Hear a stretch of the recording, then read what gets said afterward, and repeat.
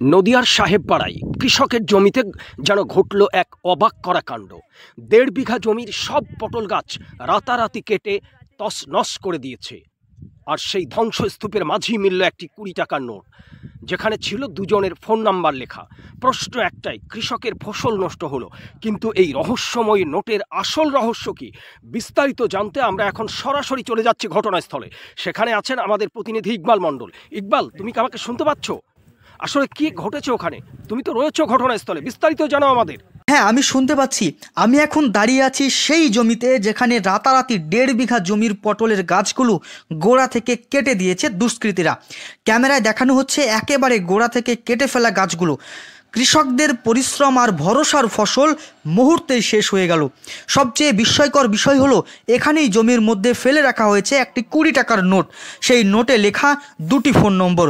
সকালে যখন কৃষকেরা মাঠে আসেন তখনই এই দৃশ্য দেখেন। পরে নম্বরে ফোন করলেই ধরা পড়েন দুজন নিরীহ ব্যক্তি, যারা নিজেই জানিয়েছেন তারা কোনোভাবেই এই ঘটনার সঙ্গে যুক্ত নয়। কৃষকেরাও বলছেন এই দুজন ভালো মানুষ, তারা এর আগে কখনো কোনো ক্ষতি করেনি এবং তারা নির্দোষ। এদেরকে ফাঁসানোর উদ্দেশ্যেই এবার এইভাবে লিখে ফেলে রাখা হয়েছে জমিতে। আসল দোষীরা রয়ে গেছে অজানা, এমনটাই বলছিল। তাদেরকে কোনো সন্দেহ করছেন? না, আমি সন্দেহ করছি। তারা কি ভালো মানুষ? তারা ভালো মানুষ।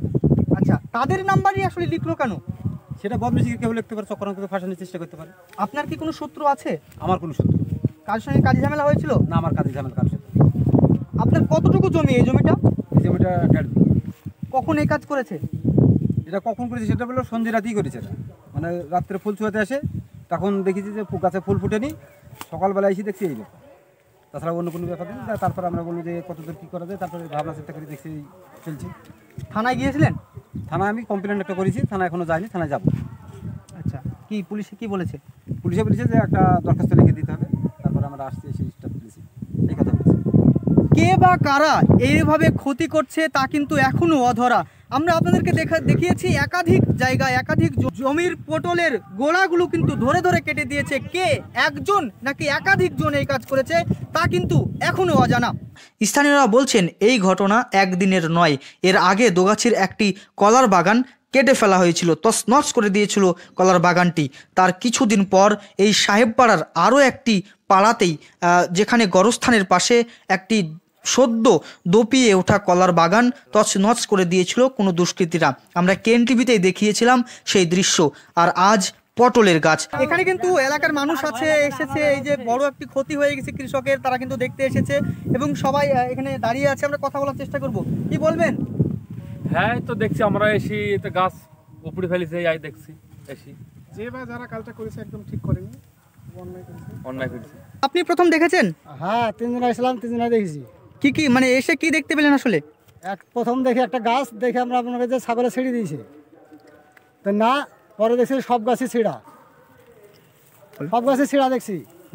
তারপরে ও এই ভুইতে অমতি যাই এসে দেখছে টাকাটা পড়ি, তারপর টাকাটা তুলে করে আমাদের এই পাড়ার এক ছেলে ফুলফুলবিলি নাম, ও টাকাটা তুলে দেখছে যে টাকাটা ছিঁড়া, নাম্বার লেখা।